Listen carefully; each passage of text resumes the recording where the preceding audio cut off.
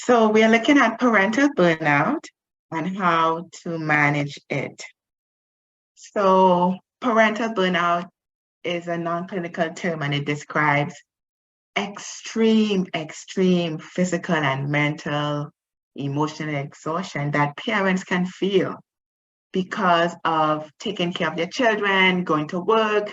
Some parents they're taking care of their parents as well. So, it becomes a lot and they begin to feel really exhausted, really drained, really tired, like they can't just function. So, research conducted in 2021 shows that at least 66% of working parents meet the criteria for parental burnout. And of course, more women than men, because women typically tend to be the main caregivers for children, as well as if they are caring for parents.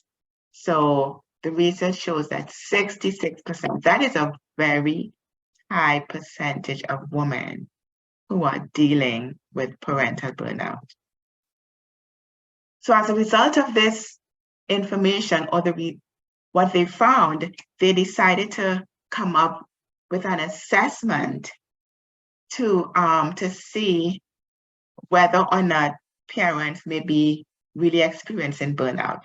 So this assessment, I would like you to take 5 minutes or 3-4 minutes and answer the questions that you see there. So you could score the questions with a 1, 2, 3, 4, or 5. 1 means not at all, 2 means a little, 3 means somewhat, 4 means moderately so, and 5 means very much so, or most of the time. Okay, so the first one is, I get or I feel easily irritated with my children. And you should score that a 1, 2, 3, 4, or 5.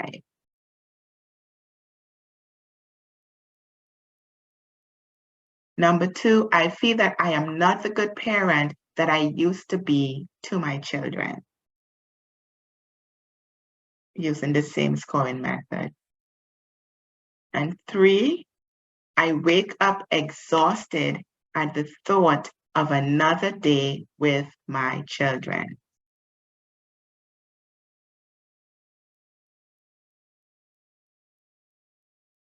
4, I find joy in parenting my children.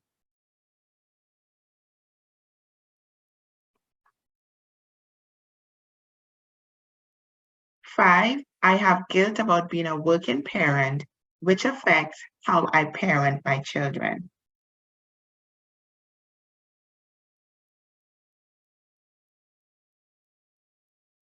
6, I feel like I am in survival mode as a parent.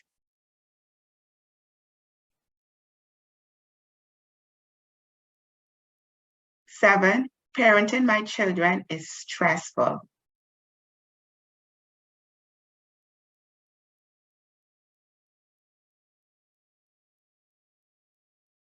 8, I lose my temper easily with my children.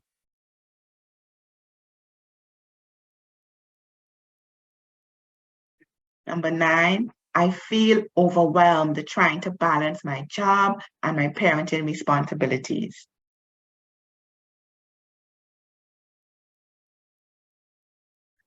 And 10, I am doing a good job being a parent.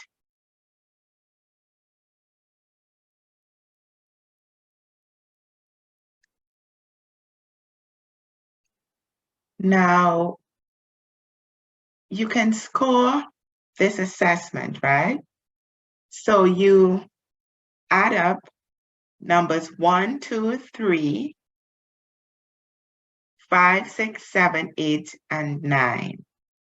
Basically, all of them except number 4 and number 10.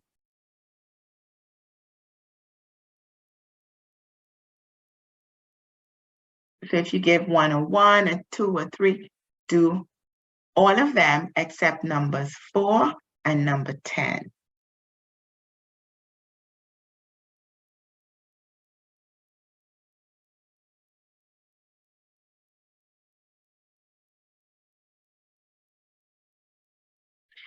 So for numbers 4 and 10, they are considered reverse scoring. So I find joy in parenting my child. If you put a 1, that means not at all, that you don't find joy, right? But all the other questions, apart from 4 and 10, they are talking about negative things. 4 and 10 are talking about positive things. So for 4 and 10, you would say not at all would be a 4. A little would be a 3. Somewhat would be 2. Moderately would be 1, and very much so would be 0. So for 4 and 10, you reverse the scoring. Not at all is a 4. A little is a 3. Somewhat is a 2. Moderately so is a 1. And very much so is a 0.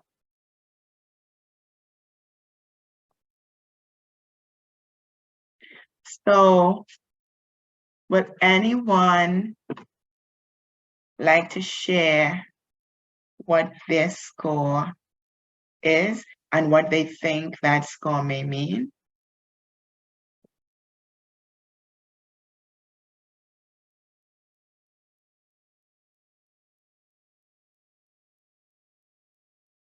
No one? No brave souls out there? Hi, good evening. Well, I didn't get to do the scoring, but most of mine was 5 and 4. Okay, so what was your score for number 4? What was your number for number 4? Well, I will say yes, I have joy in parenting my children. So yeah, I'll get a 1. And which one? Number 10? Yeah, and number 10. I will say I'm doing a good job, but at the same time, it's not so good because I works a lot, so it takes away time from teaching them certain stuff. And yeah, things like that. It decreased plenty of my love for them at times. Well, most times because I work 9 to 9 and I leave them home with their dad, and it's like they're missing out on stuff. Okay. Yeah, yeah, that was mine. Thank you, Avian. You said most of Thank yours you. were 4 and 5, right? Yes. So that would mean that you are in the moderate burnout. Yeah. Moderate burnout. 0 to 10 would be no or few signs of burnout. 11 to 20 would be mild burnout. 21 to 30 would be moderate burnout. And 31 plus is severe burnout. Okay. Jan, can you mute for me, please? Sure. So by now, everyone should have their scores, so you are aware of where you are falling on this burnout scale. So please take note of where you are. So what are the symptoms of parental burnout?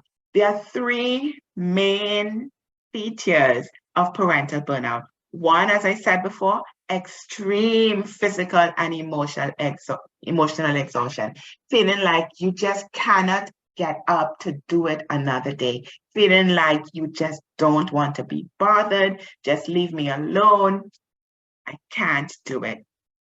2, feeling emotionally distant from your children. And I think that is what Avian was talking about. She said decreasing her love, but it's probably more decreasing the connection and that intimacy that she felt with her children before. And that is a big part of burnout, feeling emotionally distant from your children. And the third one is feeling ineffective as a parent. You just don't think you're doing a really good job. You feel that there's so much more you can do as a parent, yet you do not have the strength or the ability to do it. And for many people, they don't have the time because of work and other things.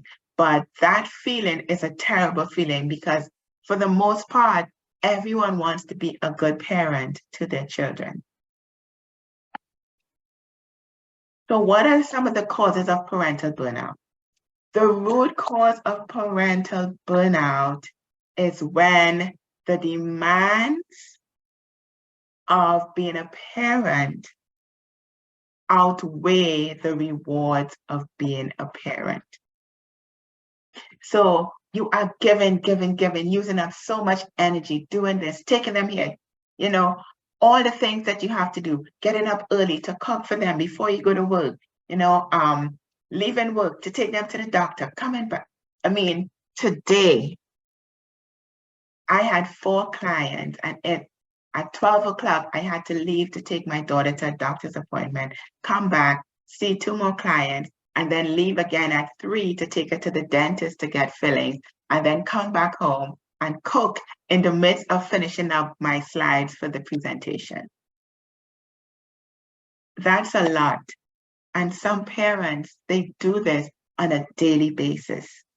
They are giving. It takes so much energy and they're not feeling the rewards or relishing or enjoying the parenting because it's just too much. They are drained, they are tired, they're not getting anything going back in to replenish what they are using.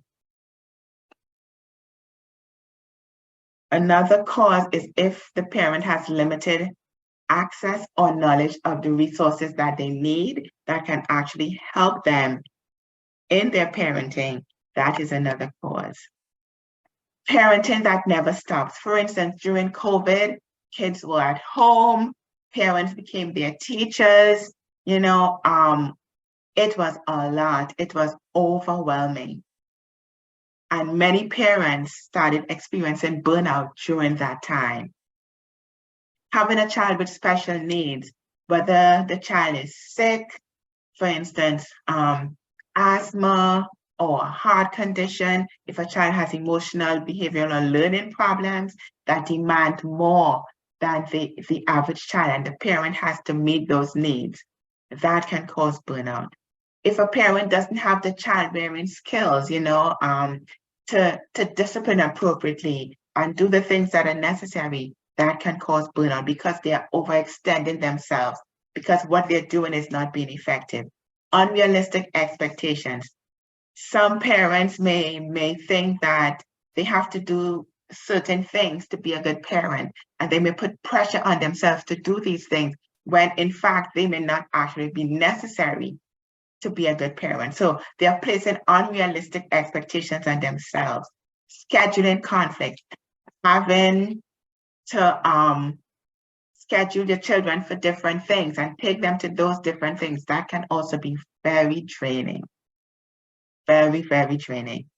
Low confidence in your ability to be a parent can actually erode what you're doing because you're not sure about what you're doing. You have doubts about what you're doing. You constantly need to reach out for help, not because the situation is so bad, but because you're unsure if this is the right thing to do.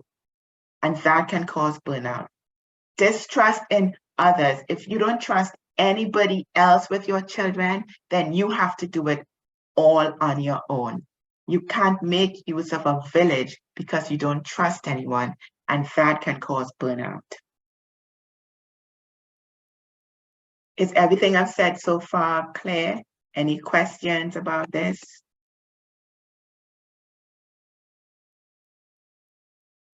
We will take the questions at the end. Okay. Looking at some of the risk factors for parental burnout, some parents are more at risk for burnout because of these things. Employment status. If both parents are working outside of the home and they have children who may have special needs, or they have jobs that where they work long hours, like Avian said, she works 9 to 9. That's a 12-hour working day. That is a lot. And then you come home and your children still need what they need from you. So you still need to give that to them. That is a risk for parental burnout. Cultural background and immigration status. Here in the States, we have a lot of immigrants, of which I was or maybe still am one. Sometimes when you come, you may not have that familial support. You may not have the right status. And those things, trying to parent with that and trying to keep your family safe and dodging immigration or not being aware of cultural factors where you live now can put you at risk for parental burnout. Having young children or having teens, both of whom demand a lot from you, can put you at risk for parental burnout if you don't have the right parental skills. Like I said before, having a child with special needs or challenges, your financial status, if you can't meet the financial needs of your children, providing them with what, food and clothing and so on, that can cause parental burnout. The age of the parents, having parents who are older, and less able to keep up with the demands of parenting or the demands of their young children can put you at risk for parental burnout. Having a lot of children, 5, 6, 7, like in the old days, they had 12 and 13. Don't know how they do it, but that definitely puts you at risk for parental burnout. Overscheduling your children. In today's day and age, children want to do a lot. They want to play football. They want to play cricket. They want to do piano. They want to play basketball. And having your children in too many different activities can cause you to have burnout. Emotional inflexibility. If a parent is inflexible, and also perfectionistic, feeling that you have to have things a certain way, they have to function a certain way all the time. They can't roll with the punches and make changes spontaneously based on what is happening. That put them at great risk for parental burnout. And not having enough support from outside the family, like extended family, and having a village of friends who have children the same age who can step in and help. All of those things put parents at risk for parental burnout. Now, the effects of parental burnout, they actually, for some people, they also call these the symptoms of parental burnout. So it's kind of like a cycle, right? Intense mental exhaustion.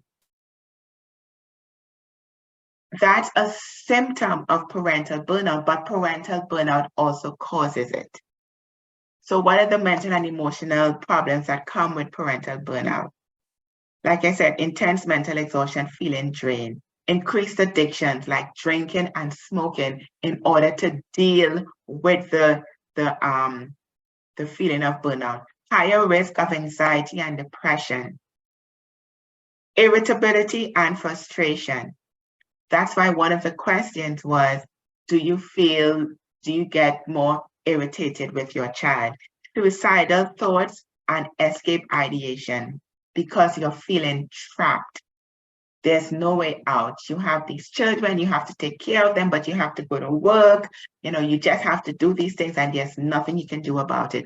Sometimes parents begin to think of escape.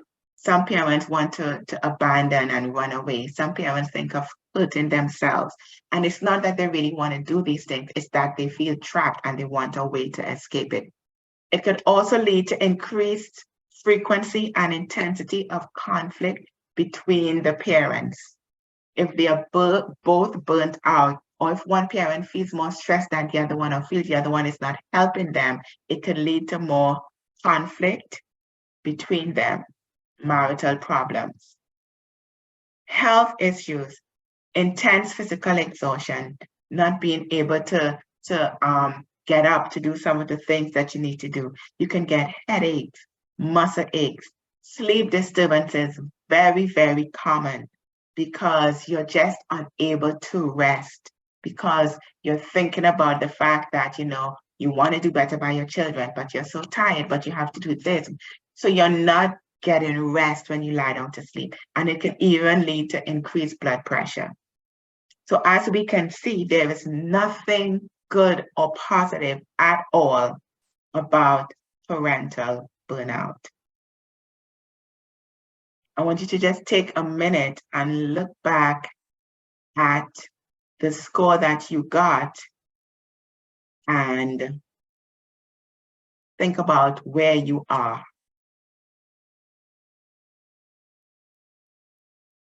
In terms of burnout. Wait, did I skip a slide? No. Okay. So what can be done if you're feeling parental burnout? What can you do? Well, there are a number of things you can do. First thing being, if you have a spouse, talk to your spouse and let your spouse know, this is what I'm feeling. And I just got an understanding of why I'm feeling this way. And it's called parental burnout, and I need help. That's the very first thing you do. Talk to your spouse, explain what is happening, why you're feeling that way. Even give him the stat or her the stats about, they found that 66% of parents feel this way. Do you feel this way? Talk to your spouse. Call a friend. If you don't have a spouse, call a friend. And say, I've been telling you, I'm feeling so tired and exhausted all the time. Do you know I found out that I have parental burnout? And this is what parental burnout is. And ask for help. Coincidentally, not being able to ask for help is also a cause of parental burnout. So talk to your spouse, call a friend, and ask for help. Depending on how high you have scored in this, how depressed you're feeling, how anxious, if you're having suicidal thoughts, looking for ways of escape, really feel like you can't go on anymore, then get professional help. I don't know how much of a stigma getting professional help is in your country, because you have people from different countries here. But if there is a stigma, you have to ignore it. You have to get over it. You have to do what you need to get better. And for many people, it's getting therapy, having someone to talk to, finding a safe space where you can just let it all out. And you can learn different skills to help you. Therapy really provides the opportunity for the counselor to teach you different skills to help you counteract the negative thoughts that you will get during burnout. For instance, the thought that I'm not a good parent. You have to challenge and replace that thought with a more realistic thought, such as, I am overwhelmed, but I can get better. Such as, this is really hard right now, but I remember a time when it wasn't as hard, and I know that I can get back to that time. Or, this is tough right now, but I believe that I will be able to overcome this. Those are more realistic thoughts than saying, I'm a terrible parent. And a counselor will help to teach you how to challenge and replace those thoughts. You may need couples counseling because your relationship may have been so affected by the burnout. Connect with a support system, whether it's a church group, a friend group, a support group. A support group is best because there you might find other people experiencing the same thing. And it helps you to know that you are not alone. Because one of the things you feel during burnout is you feel incredibly alone. It's a very isolating feeling. I remember when I was experiencing burnout, I didn't feel like I could talk to anybody because I felt that they would judge me and they would say that I wasn't a good parent if I said, right now, I just can't stand the sight of my kids. I don't want them to call me. I don't want them to say anything to me. It's isolating because you don't want to be judged by others. But a support group will provide you with the environment where you can share without being judged, where people are experiencing similar things that you are. And that will help you to feel supported and not alone. Start or increase your self-care. Self-care means doing things that are necessary to improve your emotional, mental, physical, spiritual well-being. And I am going to come back to self-care. Practice self-compassion, self-love, and give yourself grace. It is so easy for us as mothers or as parents to be down on ourselves and to think that we are not doing a good job and to judge ourselves harshly. But you have to have compassion for yourself. Just as, you would have compassion for someone else, you have to give yourself that same grace and that same compassion. Because one, you're human. Two, you're overwhelmed. Three, you're not perfect. Four, you're not supposed to be perfect. And five, nobody can get it right all the time. So you have to practice telling yourself, I am not perfect. I'm not going to get it right all the time. It's okay if I don't get it right all the time. It's okay to feel like I need help. It's okay to not be perfect. You have to practice giving yourself that compassion and that grace and changing your self-talk and making your self-talk more positive instead of the negative thoughts that you're getting. Giving yourself compassion, love, and grace is very, very, very important and very critical to recovering from parental burnout. Find meaning in small experiences. Right now, I have a parent who we are helping her recover. She's a client from parental burnout. And one of the things I've been saying to her is, when you get home, she has 5 children and she's a single parent. When you get home and the kids are all, mommy, mommy, mommy, mommy, mommy, and you feel that thing rising up within you, try to find a different meaning in that experience. So you say, wow, you guys are really excited to see me. It makes me feel really cared for and loved. Did you all miss me? You turn it around. You change that into something meaningful. It makes me feel really good that you guys are so excited to see me. But let me put my things down and I'll come and find out how your day was. Do you see how changing that around can just change the whole experience from one where you're like, oh my goodness, to one where you're like, okay, I'm going to put my things down and I'm going to talk to them, spend a little time with them, which will then allow me the space to see about myself. Find meaning in the small things. Find meaning in the things that have been overwhelming you. Just trying to turn it around so that it has a positive meaning and impact instead of negative. Check in and revive yourself.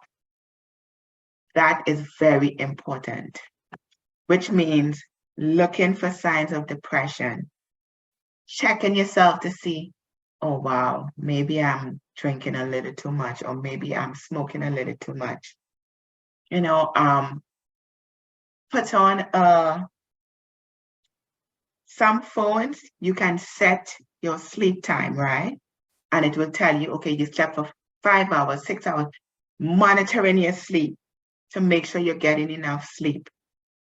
If you find yourself getting more upset with your partner, just checking in and saying, okay, I notice I'm doing these things. So let me do other things to counteract that. So you go to your partner and you say, honey, I know it's been tough. It's been hard for me. I feel a little stressed, more stressed out than usual. But so I want you to know that it's nothing that you're doing, but it's just I've been feeling a little overwhelmed. Just saying that, oh, honey, I'm sorry I've been so irritable lately, can really help to smooth things over and reduce some of the stress that you may be experiencing in your relationship. So check in and revive yourself, revive the situation, do little things to turn it around. Maybe you were yelling at the kids. So you say, kids, come sit on the floor with me. Let's just do a little deep breathing or a little meditation. They'll be like, huh? What? Just come sit with me 5 minutes. Let's just be quiet together. Let's just think happy thoughts. You really need that time of meditation, right? You really need to. But you're including the kids and making sure that they get a little revived as well. Establish more structure in routines and for activities. Sometimes parents don't have the best boundaries, not because we don't want to, but because we're doing a lot. And so it's good to establish more structure. Maybe the kids have been staying up a little late. So what do we do? Okay, kids, I want you all to be in bed by 8:30, which means 8:30, you're not jumping in the shower or the bath, which means at 7:45, you're finishing up what you're doing and you're getting into the shower so that by 8:30, you're already in bed and you're ready to go to sleep. It does not mean getting in the shower at 8:30. So you're setting structure. You're making them aware that bedtime is 8:30 means in the bed, not stopping what they're doing and now trying to get ready. And when you do that, instead of them getting in bed at 9, they're getting in at 8:30, and that's another half hour that you have to do what you need to do or to just wind down. So these little things are very, very important.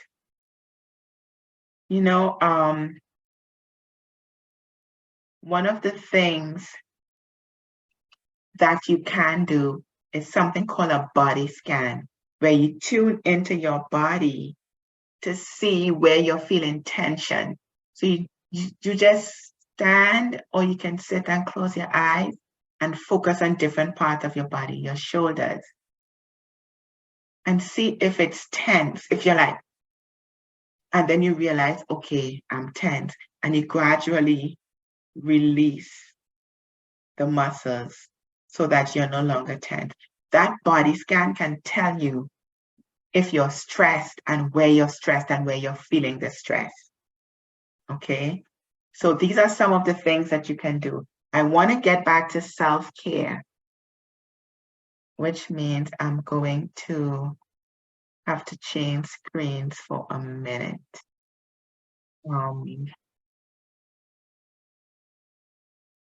So I'm going to stop sharing a minute.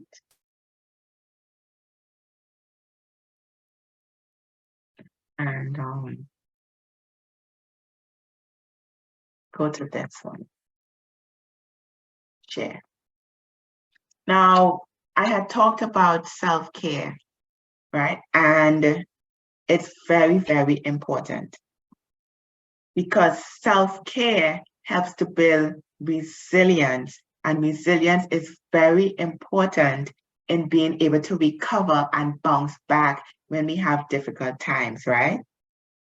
Very, very important. So I had incorporated my self-care, things for self-care, into managing the effects of trauma, because that's a workshop I did for my preschool parents during COVID.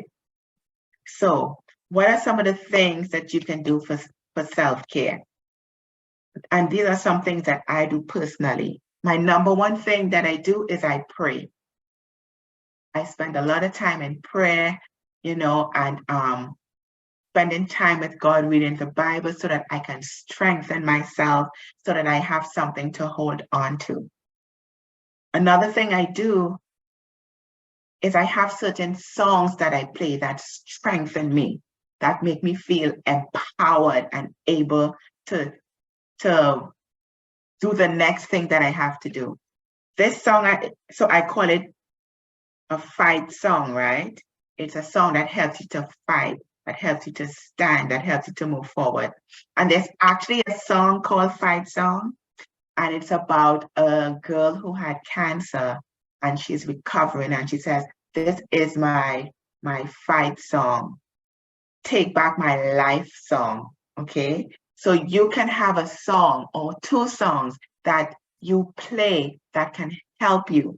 One of my songs is a song called Jireh, and it's a gospel song, and it talks about, God being there for you, and that he clothes the sparrow, so how much more does he love me? And that is a song that helps me. So you can come up with your own fight song, whatever that is.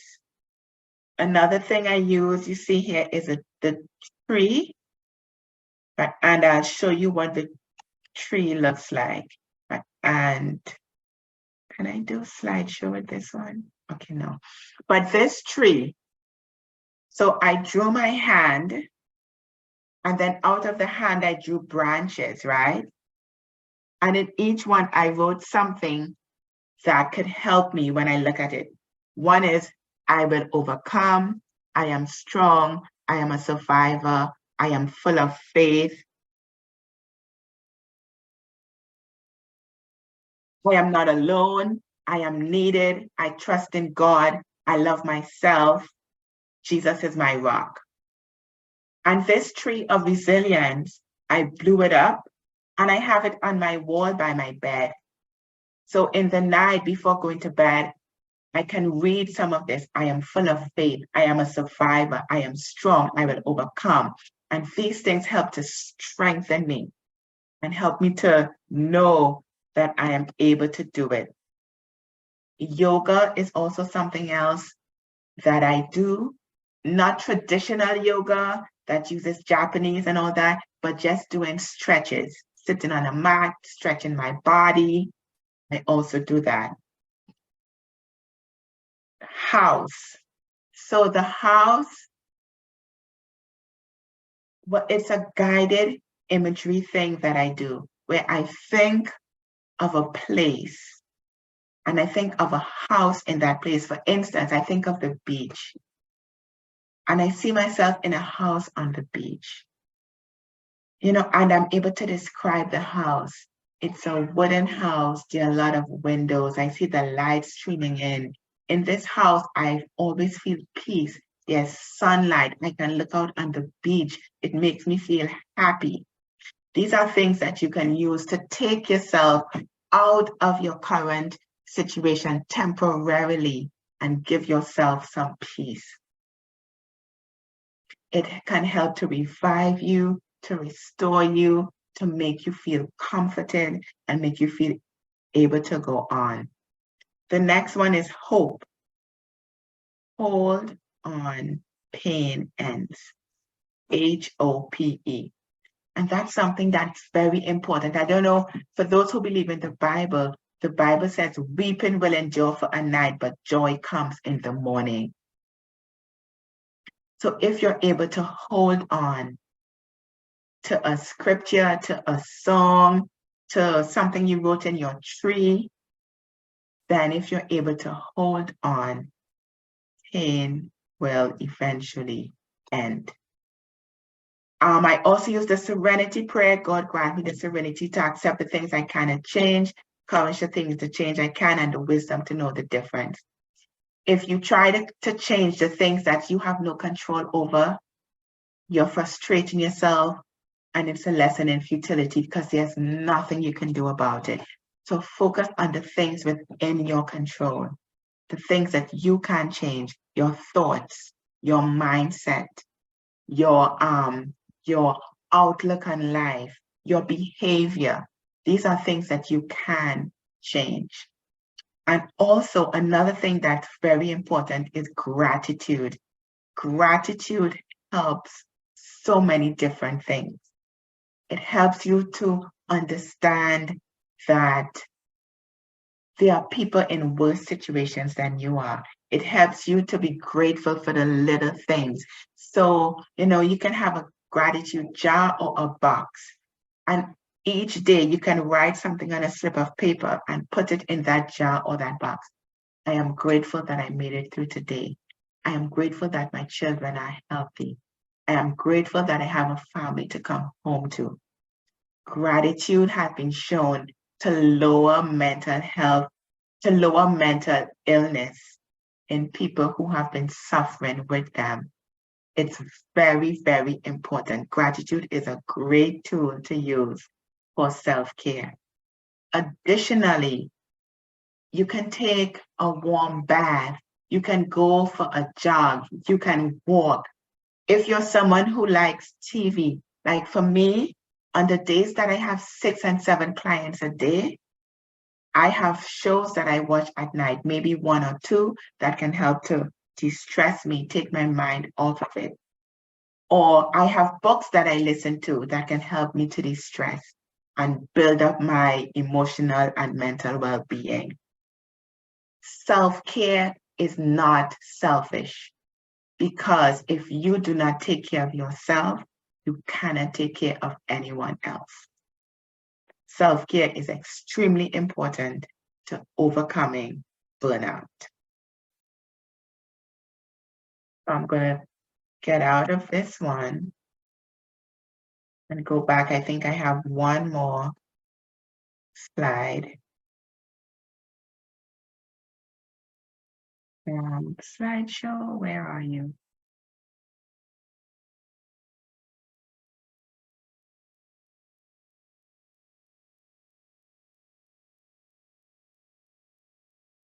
Vanetta, how much time do I have? I can't get out of it.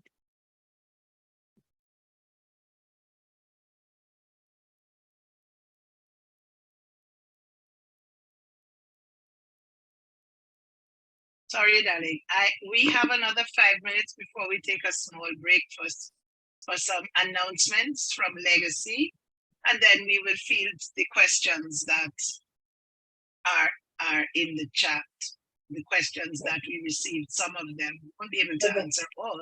So the last thing I wanted to look at was protective factors for parental burnout. Just as there are risk factors, there are protective factors, things that can help you not to be burnt out. One, like I said, is resilience. And that is learning how to push through when times are tough. The more resilience you have, the more you are able to deal with being overwhelmed, and deal with the pressures of life. And you can build up your resilience by a number of things, by prayer, by studying. When I say studying, like reading things on mental health, reading, things on self-care, reading books that can help you to build yourself up. Those are ways that you can build up your resilience. Having friends and family support will help you not to get burned out. As a single parent, I have a village. So when I have something to do, but I'm not able to do it for my children, then I pick up the phone and I said, listen, I need one of you to take my daughter to blah, blah, blah, because on that day I have, and I give them enough time. So somebody is going to take her, because I have that village. I have friends, who support me. We talked about parental self-compassion, right? Giving yourself compassion will stop you from getting to that point of burnout. It will protect you from getting there, because you will not be, I'm a terrible parent. You'll be like, I'm human. but I'm not infallible, and I have moments of weakness like everyone else. Prioritizing parental downtime. You must, and this is a part of self-care, you must take downtime. You must. Even if it's 5 minutes, set that time aside. Put it on your schedule. For 10 minutes, I am going to do nothing. I am going to lie down, or I am going to take a walk, or I am going to dance. Prioritize downtime. Positive relationship and experiences with your co-parent. If you have a strong relationship, you know you can reach out to your co-parent or your partner for help. And that will take some of the stress or burden off of you so you don't get to the point of parental burnout. Having a safe, strong community. So maybe there's not someone who can help you or do something right at that time. But you know what? There's a park house in the park, and they do community activities with the children. So maybe I can send my children there for 1 hour so that I can have some alone time and some downtime to do something for me. And high emotional intelligence. That means knowing how to take care of yourself emotionally, knowing that you don't overbook yourself, because that's going to affect your ability to function, knowing how to set proper boundaries so that you're not easily overwhelmed, knowing how to take care of yourself. That's high emotional intelligence, along with a lot more, but just putting it in a nutshell. So it's very important to build up your protective factors, which means work on increasing your friend support group, your family support group. Work on finding out what is available in your community that can give you little periods of breaks so that you can take care of yourself. Working on your relationship with your co-parent so you're on the same page, so that he or she understands that you need time for yourself as well, so that that person could step in at that time. You have to build up and develop the protective factors so that you are at less risk for parental burnout. And lastly, here are some resources that you can use. Newport Academy, Choosing Therapy, Wild Peace. They are sites where you can go and you can get more information about parental burnout. You can read up on it. One of the sites even has the assessment that you can use. And then the last one, Mommy Burnout, that's a book that talks about burnout. It's fairly inexpensive. You can buy it on Amazon. And then these three sites, Therapy Root and Psychology, those are places in Trinidad where you can reach out for counseling and therapy. So that's what I have. Thank you for listening. I hope that this was helpful. And I turn it back over to you, Vanetta. Thank you so much, Candice. We learned a lot. So I'm going to give you some time, Candice, to get a drink of water and come back to answer some questions. Okay. But I'm going to ask Gabrielle to give us some announcements now, please. Okay, sure.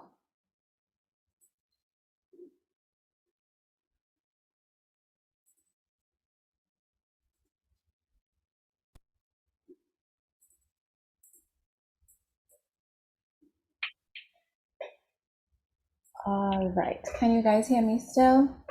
Yes, we can.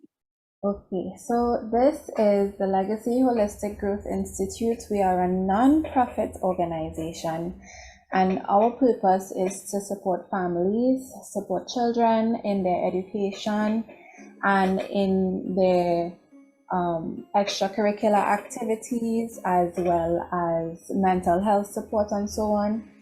And we also want to provide support for parents to ensure that they can provide the best environment for their children and for their families as well.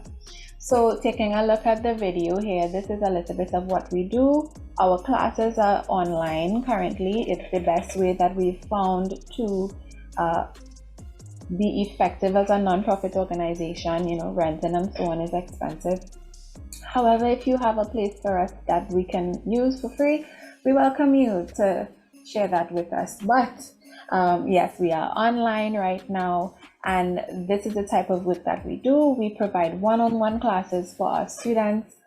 We have resources like these workbooks. They are available on Amazon, and also you can order them with us as well by sending us a message or an email. And we also have a few select in-person activities. So this was from our sports day. We had lots of fun, and coming up we have a few in-person activities to round off the end of the school term ahead of the new term, so that we can raise funds and so on in preparation for the new school term. So this is one of them, our children's treat and concert. So if you want to donate toys and gifts to the children, feel free to message us and let us know. We also have coming up on that same day a sip and paint and a karaoke night. It's going to be lots of fun. You paint, you sing, you eat, you dance. Everything will be lots of fun, and I really do hope that you guys come out and support us at this. We are also starting, this is a long dream of mine, our children and youth choir. Lyndon Maynard is a vocal coach, and I also do some singing as well. So we will be doing the children's choir come January. So if you want to register your child for that, we do hope that you reach out to us. So last year we had this workshop, and it was really impactful to me. And so if you want to take a look at last year's workshop, you will receive an email with the link to last year's workshop, but you also can find it on our Facebook page. You can get that there, and the resources, we still have them available. So if you would like to get them, you can reach out to us for that as well. So we want to encourage you to enjoy the rest of this afternoon, this evening's proceedings. Thank you so much for lending me your ear, and I turn back over to the moderator for this evening. Okay, thank you so much, Gabrielle. So there you have it. You have some more information about legacy and what legacy is about. I just want to thank you so